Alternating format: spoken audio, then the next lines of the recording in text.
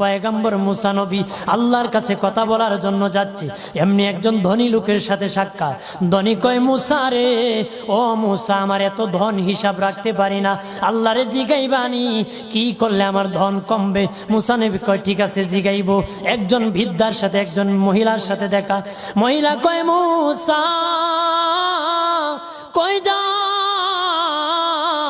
কই যাও রে মুসা? মুসা নবী কয়, তোর পাহাড়ে যাব, আল্লাহর সাথে কথা বল।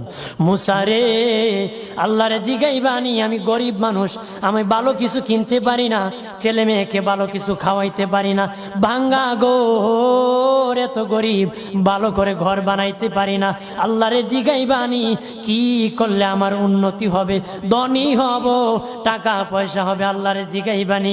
আল্লাহ মুসা নবী কয়, ঠিক আছে, আল্লাহরে জিগাইব, তুমি কেমনে ধনী হইবা? আল্লাহ